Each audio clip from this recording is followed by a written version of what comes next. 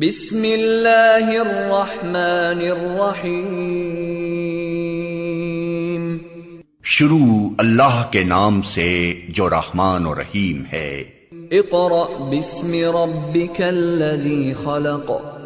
पढ़ो ए नबी अपने रब के नाम के साथ जिसने पैदा किया।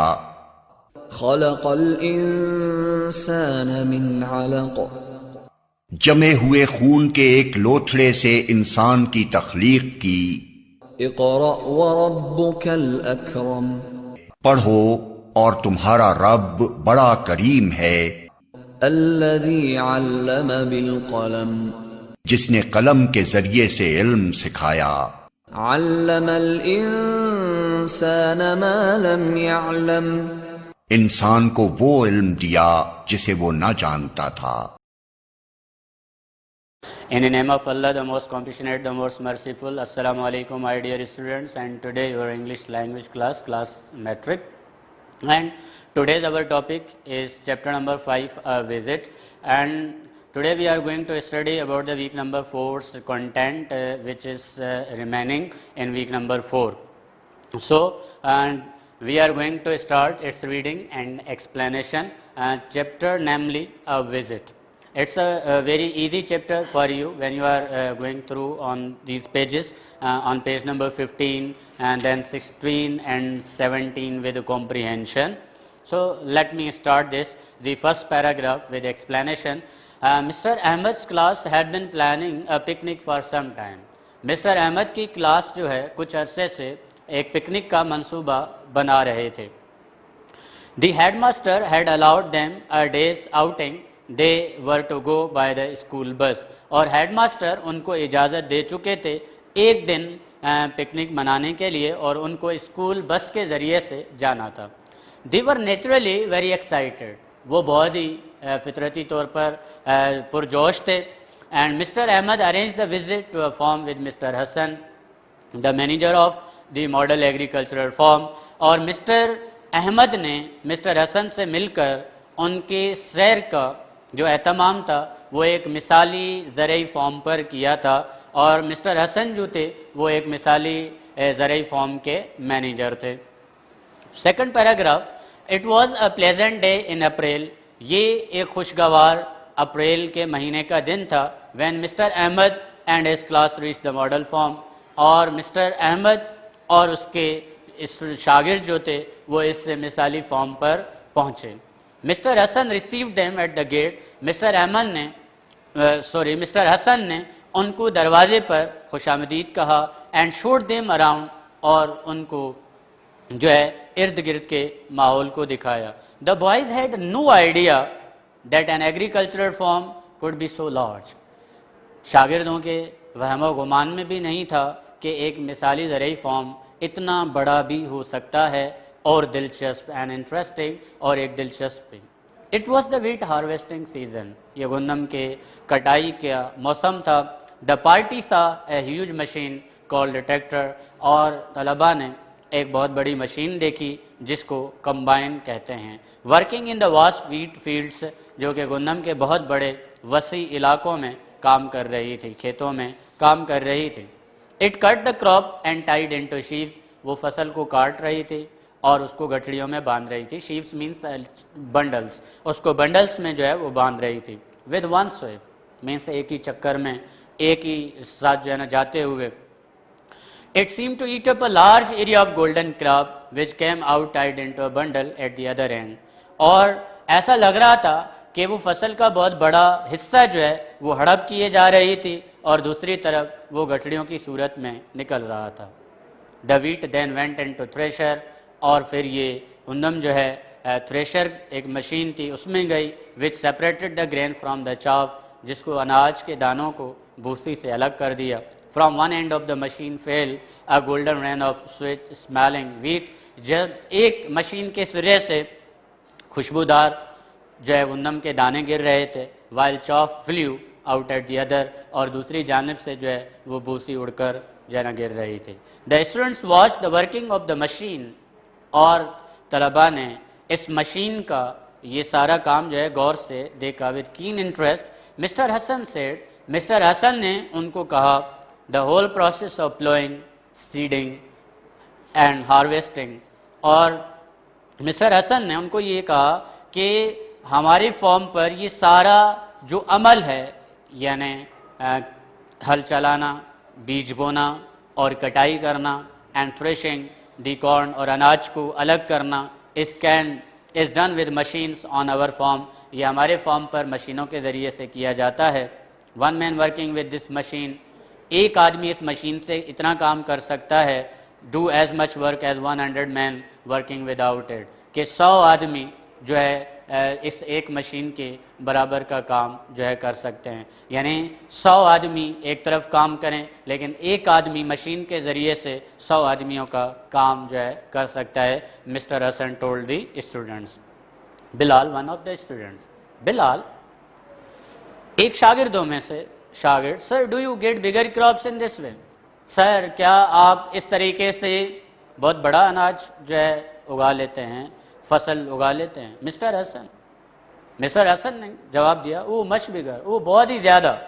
While in average form produces 15 to 20 quintals of wheat, जबकि कि दरमियानी दर्जे का जो फॉर्म है वो 15 से 20 क्विंटल्स। अब क्विंटल्स मीन्स 100 किलोग्राम, यानी एक ऑर्डिनरी जो फॉर्म है, जो मामूली फॉर्म होता है, उसकी जो है आमदनी या उसकी जो प्रोडक्ट है वो 15 से 20 क्विंटल्स मीन्स 1500 केजी से 2000 केजी तक जो है वो पर हेक्टर जो है काश उगा लेते हैं, उनकी जो है आमदनी होती है। We produce as much as 60 to 70 quintals, means हम जो है 60 से 70 क्विंटल्स जो है ज़्यादा पर हेक्टर पर अनाज उगाते हैं। बिलाल, दिस इज़ वंडरफुल, ये तो बहुत ही हैरत अंगेज बात है।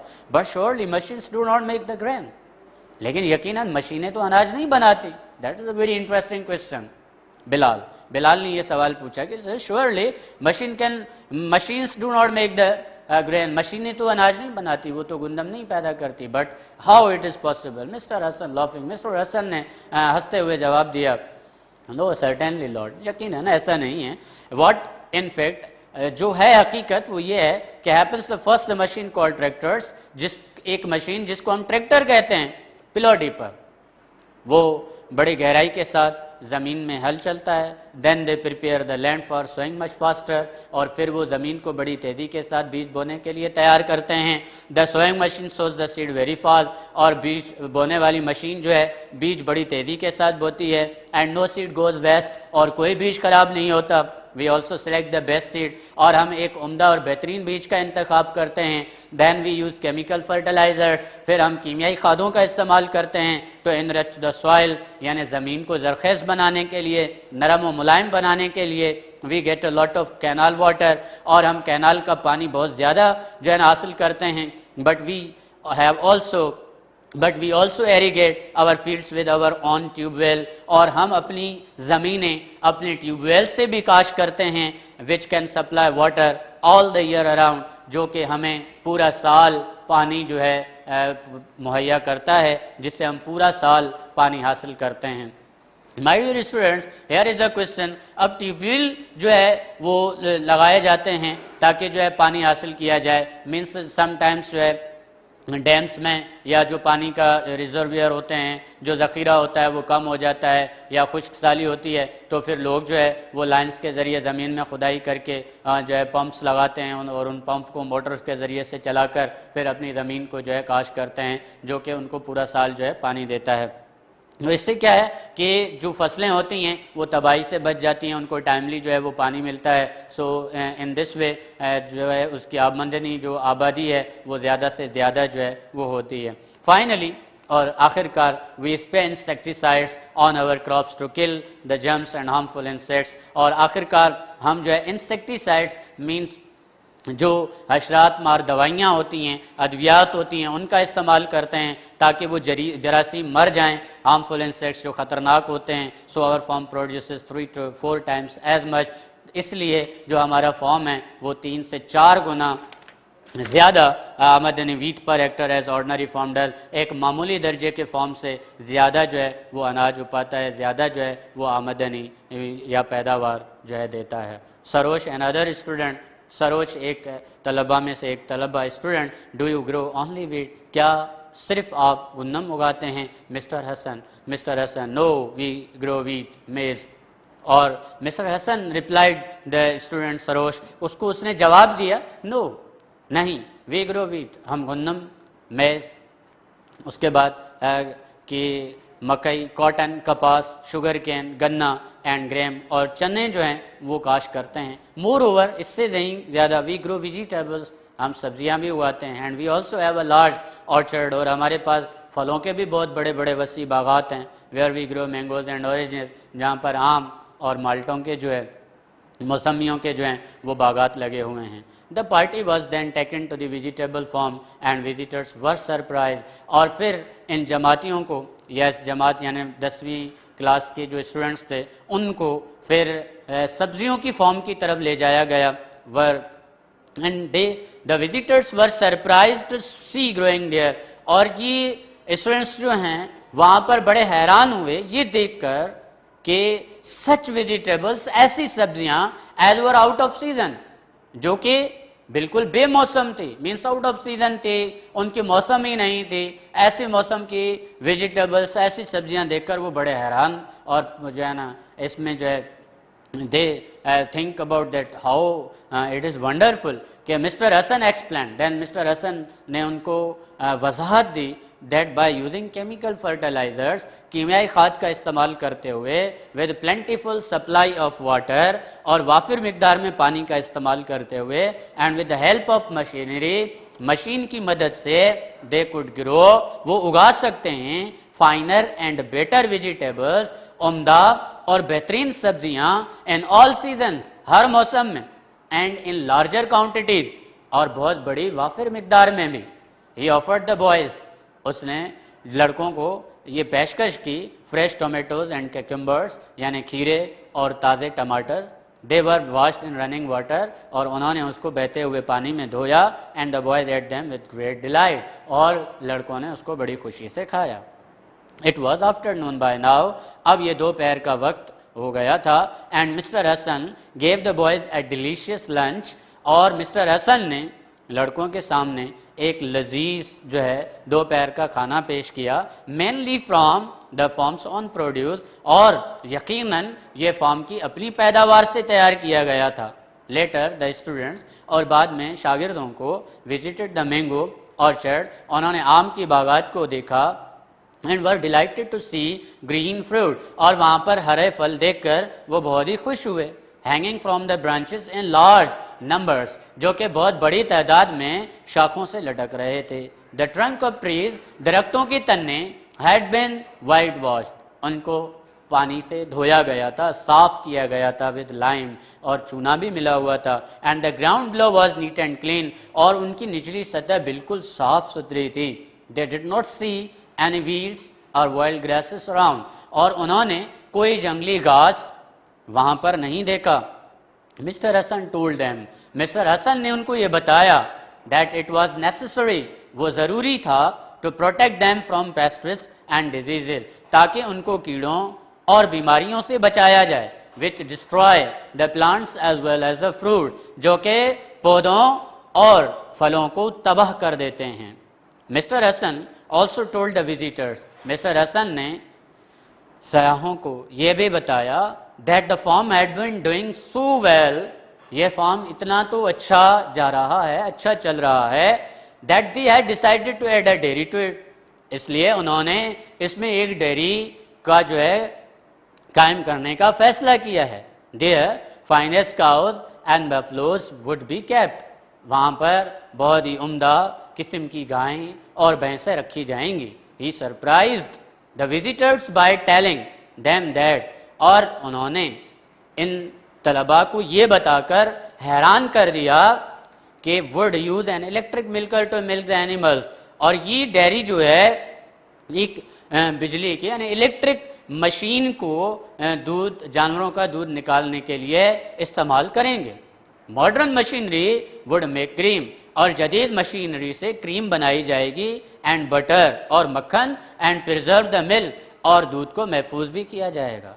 He promised to invite Mr. Ahmed and his class when the dairy started working.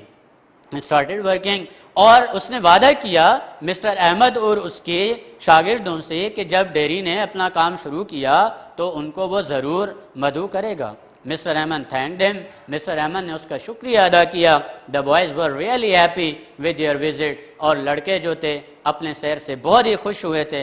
And share loudly when they left the form. और जब वो फॉर्म से निकलने लगे तो खुशी से उन्होंने नारे लगाए. While coming back. और जब वो वापस आए they talked about their visit to the farm. उन्होंने फॉर्म के हवाले से बातचीत की. बिलाल ने कहा we need to establish many such farms throughout the country. उसने कहा कि इस किस्म के फॉर्म हमें पूरे मुल्क में जो है वो कायम करने चाहिए. And mister Ahmad agreed. And mister Ahmad जो है इस बात पर मुत्तफिक हुए विद हिम एंड सेड. और उससे कहा I think you are right. मैं समझता हूँ कि तुम ठीक हो.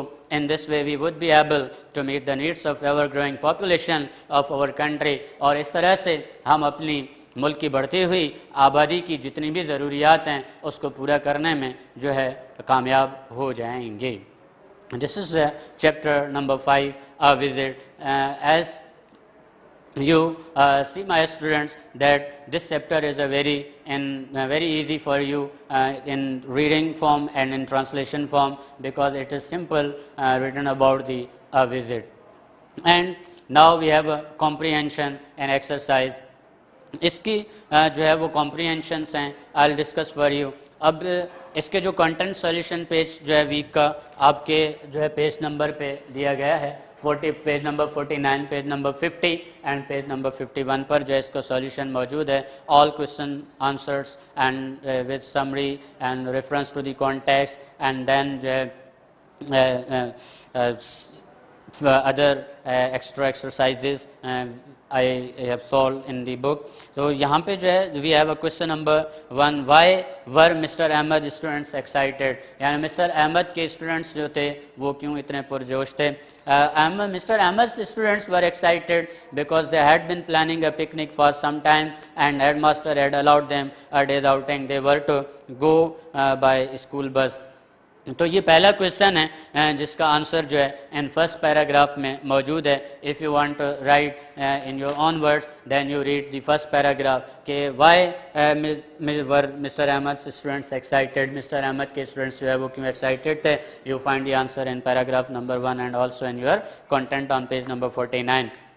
Question number 2, which is a very important question and it came in 2013 10 year. ये 10 year का एक सवाल है जो कि 2013 में सवाल आया था. What surprised the boys when they reached the model farm? जब वो मॉडल फार्म पर पहुँचे, मिसाली एग्रीकल्चर फार्म पर पहुँचे, तो किस बात से जो है वो हैरान हुए थे.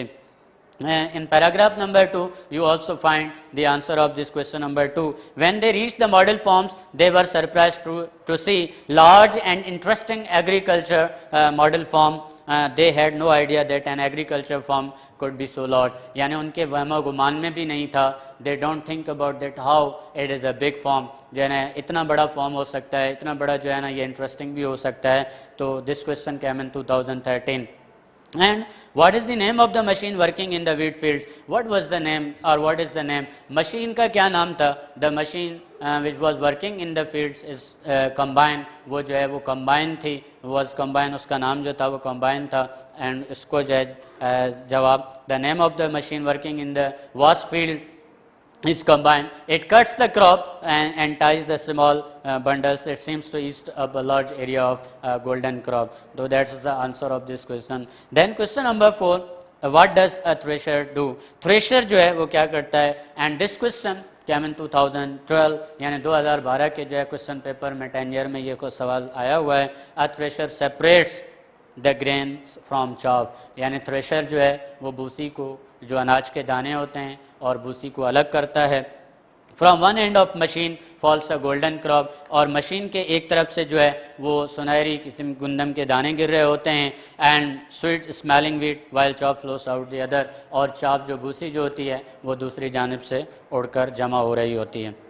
And then question number 5, how are plowing, seeding and harvesting done on the model farm? And this question also a very important question because it was the part of 2016 paper, क्योंकि ये 2016 के पेपर का जो है ये हिस्सा था, उसमें जो है ये सवाल आया था. Ploughing, seeding and harvesting are done by the different forms of machines on a model farm.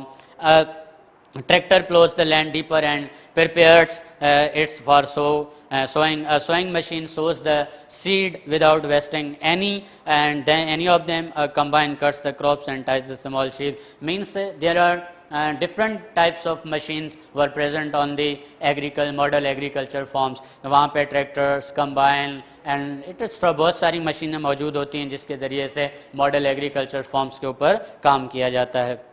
Then question number 6, how much work can one man do on the machine? एक आदमी मशीन के ऊपर कितना काम कर सकता है? Means one man working with machine can do as much work as 100 men working without it. एक आदमी 100 आदमियों के बराबर मशीन पर काम कर सकता है, और 100 आदमी जो है वो बगैर मशीन के अगर लगा दिए जाएं तो वो एक आदमी के बराबर का काम करेंगे जो मशीन पर काम कर रहा होता है. Then question number, what is the average produce from N ordinary form, यानी एक मामूली दर्जे की फॉर्म की जो है वो क्या पैदावार होती है. तो the produce of an ordinary farm is 15 to 20 quintal, and quintals you know that 1 quintal is equal to 100 kg, यानी 100 kg का जो है वो बराबर होता है. और MCQs में ये याद रखिएगा कि सवाल पूछा जाता है कि 1 quintal is equal to 100 kilogram, but if there is 2 quintals तो मीन्स 200 ग्राम. अगर 3 काउंटल्स पूछा जाए तो मीन्स क्या हो जाएंगे 300 किलोग्राम, और अगर 50 काउंटल्स पूछे जाएं तो 50 जो है 5000 किलोग्राम. तो इस तरह से आपको ये याद रखना है, ये MCQs टाइप में क्वेश्चंस जो है क्वेश्चन आता है, and you may be very careful about it. Then question number 8, what is the produce per hectare on the model farm. Means you know that the 60 to 70 countals for per hectare the produce of a model agricultural farm, यानी 60 से 70 काउंटल्स जो है वो पैदावार है फी Hector के ऊपर एक मिसाली मॉडल जो है ना ज़राई फार्म की. Then question number 9, why is there different in the output of the two, इन दोनों की दरमियान इतना फ़र्क क्यों होता है. तो द डिफरेंस of output from an ordinary farm and a model agriculture farm is because number 1, अब जो इसलिए ये डिफरेंस होता है कि द यूज़ ऑफ मशीन्स, अब मॉडल जो मिसाली एग्रीकल्चर फॉर्म्स होते हैं वो मशीन्स का इस्तेमाल करते हैं, बट दी जो ऑर्डिनरी फॉर्म्स होते हैं they do not often use the machines, वो मशीनों का इस्तेमाल नहीं करते. Number 2, the use of better qualities of seeds, अब जो ऑर्डिनरी फॉर्म्स होते हैं they use ordinary type of the seeds, वो ऑर्डिनरी आम किस्म के बीजों का इस्तेमाल करते हैं. Number 3, availability of the plenty of water, means a model agriculture farm has arrange the plenty of जो है ना water, plenty form of water जो है उनके पास मौजूद होता है फॉर्म ऑफ ट्यूबवेल की सूरत में भी होता है, कैनाल सिस्टम से भी वो पानी को बेहतर तरीके से यूज़ करते हैं. लेकिन ऑर्डिनरी फॉर्म में खेतों को जो है फॉर्म वाले ऑर्डिनरी फॉर्म वो सही मानों में उसकी जो है केयर नहीं करते, पानी का ख्याल नहीं रखते. तो that is. Number 4, the use of chemical fertilisers, तो केमिकल फर्टिलाइजर्स का इस्तेमाल जो है ना मॉडल फॉर्म पे होता है. द स्प्रे ऑफ इंसेक्टिसाइड्स, और हशरात मार दवाइयाँ जो होती हैं उसका इस्तेमाल किया जाता है. So that's why this is a huge difference between N ordinary form and model agriculture forms production. तो इसमें जो है इस वजह से ज़्यादा फ़र्क आ जाता है, यानी तकरीबन 50 क्विंटल्स का डिफरेंस होता है मॉडल फॉर्म और ऑर्डिनरी फॉर्म की पैदावार में. Last question, second last question है सॉरी, कि what do they kill the germs and insect, यानी वो किस तरीके से इन जरासीम को the spray insecticides on their crops to kill the germs and harmful insects, and they also protect them from pesticides which destroy the plant as well as fruit. यानी वो इसको जो है क्या करते हैं, उसको इंसेक्टिसाइड्स स्प्रेज होते हैं और उसको स्प्रे करते हैं और उसके साथ जो है वो मार देते हैं उनको, अशरात को जो कीड़े होते हैं या बीमारियां होती हैं वो ख़त्म हो जाती हैं. What do they grow on the model farm, model farm पर कौन कौन सी किस्म की जो है वो सब्जियां या कौन सी किस्म की पैदावार होती है. उसमें वीट है, मेज़ है, sugar cane, cotton, grain and vegetables are ground on a model farm. There is also orchard of mangoes and oranges. At the model farm, तो वहाँ पे जो है ना मॉडल फॉर्म पे मौजूद होते हैं, ये कास्ट की जाती है। Why were the boy surprise on the vegetable form, ये स्टूडेंट्स जो थे क्यों जब सब्जियों के फॉर्म पर गए तो ये क्यों हैरान हो गए, क्यों इतनी हैरत में आ गए थे, तो that was because the visitors were surprised to see growing there the vegetables which were out of season, जो कि बिल्कुल सीज़न के मुताबिक, मौसम के मुताबिक नहीं थी। and Mr. Hassan entertained them with the fresh tomatoes and cucumbers washed in running water, और वो जो है बहते हुए पानी से जो है ना उनको टमाटर और खीरे जो है पेशकश की और उन्होंने बहते हुए पानी से साफ़ किए और देन उन्होंने खाए। The boys ate them with great delight, और बड़ी खुशी से जो है उन्होंने खाए।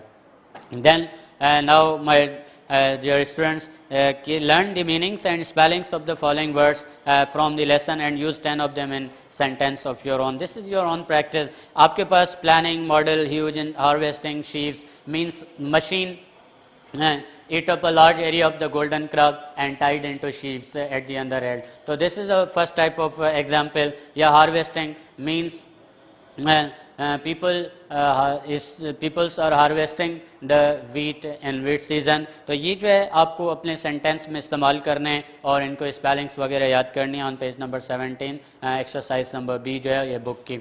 उसके बाद सी जो है हमारे पास we have the C complete this sentence with words from the lesson, it means these are the fill in the blanks and it is a question in your paper question number 5, जहाँ पर आपको fill in the blanks fill करनी होती हैं। तो वहाँ पे क्या है, complete this sentences with words from the lesson. From the help of reading of this chapter you will find the words which are missing in this fill in the blanks। इस fill in the blanks में जो है वो अल्फाज हमारे misplace हैं, उनको हमें फिल करना है। तो I have done 2 or 3 for you in this जो है ना page. The headmaster them dash them a dash। अब here are 2 fill in the blanks in one जो है ना sentence। अब headmaster had allowed, यानी first fill in the blanks you filled the had allowed and second one outing। जो second Mr. Hassan received them at the gate and dash them dash, तो showed them around, यानी showed them around in second। with one dash it seemed to eat up a large dash, तो means sweep and area of golden crop। तो now rest of fill in the blanks you have to complete yourself at your home, यानी बाकी जो बकिया आपकी fill in the blanks हैं आप उसको अपने घर पर complete करेंगे।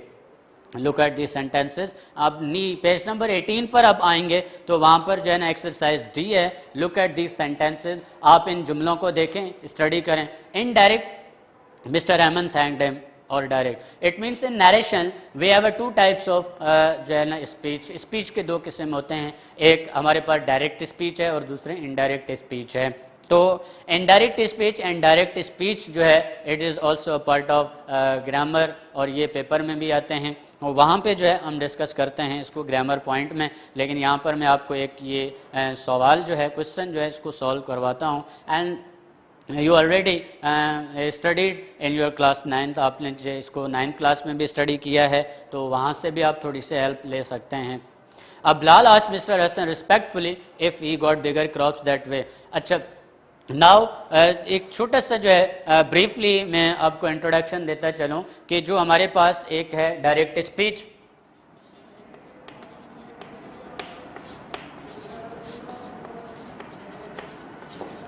और दूसरा हिस्सा हमारे पास जो है that is called indirect speech.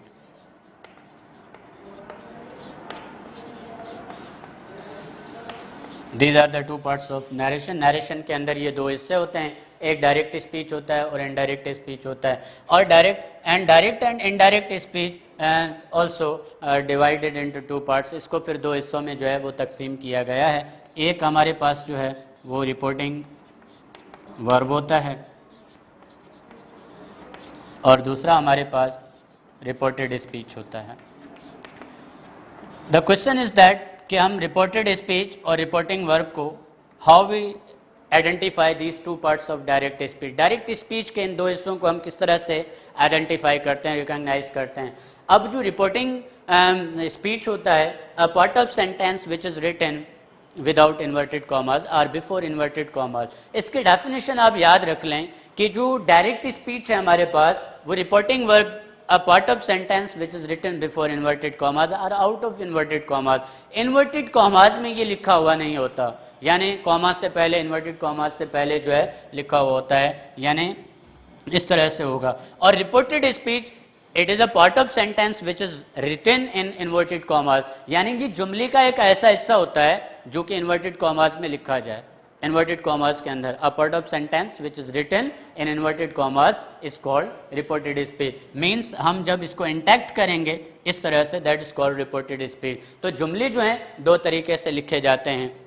Narration has many rules, इसके लिए बहुत सारे जो है रूल्स हैं जो कि हम इन फर्दर क्लासेस में पढ़ेंगे, but these are the basic rules which you have to keep in mind. आपको ये अपने जहन में रखने चाहिए, आपको जो है ये मेमोराइज करने चाहिए. ये हमेशा जो है आपके साथ हर स्टेज पर आपको ये काम आते हैं. तो reporting verb and reported speech and every part of means these two parts, and her part के अंदर जो है वो फार्मूला मौजूद होता है, यानी सब्जेक्ट, उसके बाद वर्ब और प्लस जो है ऑब्जेक्ट. तो ये चीज़ भी है. और sometimes object is missing in reporting verb, कभी कभार आपको ऑब्जेक्ट जो है वो नहीं मिलता. इसमें भी सेम कंडीशन होती है, इसमें सब्जेक्ट, उसके बाद वर्ब एंड देन उसके बाद प्लस जो है ऑब्जेक्ट मौजूद होता है. Subject plus verb and object जो है वो मौजूद होता है. तो यहाँ पर जो है इस तरह से आपको ये डायरेक्ट और इनडायरेक्ट स्पीच को समझना होता है. तो अब यहाँ Bilal sir do you get bigger crops that way. अब Bilal sir do you get bigger crops that way, क्या इस तरीके से आप बहुत ज़्यादा फसल जो है वो पैदा करते हैं. एंड डायरेक्ट है Bilal sir do you get bigger crops that वे. तो यहाँ डायरेक्ट में से इनडायरेक्ट स्पीच में से डायरेक्ट स्पीच में इसको चेंज कर लिया गया है. We have a passage now. अब जो पैसेज हमें दिया गया है वो है कि mister Hasan told the visitors that the farm had been doing so well that they had decided to add dairy to it. Their finest cows and buffaloes would be kept. The farm would use an electric milker to milk the animals. Modern machinery would make cream and butter. This is written in indirect speech. Again, I repeat for you, ये paragraph indirect speech में लिखा हुआ है. सवाल हमसे ये कर रहा है कि change the following passage in direct speech. आप इसको डायरेक्ट स्पीच में चेंज करना है. अगर आपको कुछ रूल्स याद हैं तो फिर आप इसको आसानी से याद जो है चेंज कर लेंगे. Now I read it and solve it for you. इसको सुने कि इसको डायरेक्ट स्पीच में मैं किस तरह से चेंज कर रहा हूँ. मिस्टर हसन, यहाँ पर कॉमा, उसके बाद इन्वर्टेड कॉमा स्टार्ट करनी है. टोल्ड द विजिटर्स दैट, ये सारा कट हो जाएगा, इसको आप क्या करेंगे, रिमूव करेंगे. Mister Hasan comma inverted commas, then the farm has been, had की जगह हैज हो जाएगा, क्योंकि हमें ये पता है कि जब प्रेजेंट परफेक्ट टेंस होता है डायरेक्ट स्पीच में तो हम उसको पास्ट परफेक्ट टेंस में चेंज करते हैं. तो जब डायरेक्ट स्पीच में हम इसको दोबारा लेकर आएंगे तो फिर हम प्रेजेंट परफेक्ट कंटिन्यूअस टेंस को ही रखेंगे. Has been doing so well. अब यहां पर that they had, अब यहां पर जो that है इसको हम रिमूव करेंगे, यहां लगाएंगे comma. they change into we में उसको लेकर आएंगे. we have, had की जगह have को इस्तेमाल करेंगे. decided to add a dairy to it. there को अगेन अपनी फॉर्म हेयर में लेकर आएंगे, हेयर के बाद comma. finest cows and buffaloes. Would आपको पता है कि will change into would in indirect speech, तो अगेन हम इसको अपनी असल फॉर्म में लेकर आएंगे. Will be kept. The form would, again will है, यहां पर वुड को चेंज करेंगे विल में. Will use an electric milker to milk the animals and modern machinery will make the cream and butter. जहां वुड होगा वहां विल हो जाएगा, जहां हैड है वहां हैव होगा.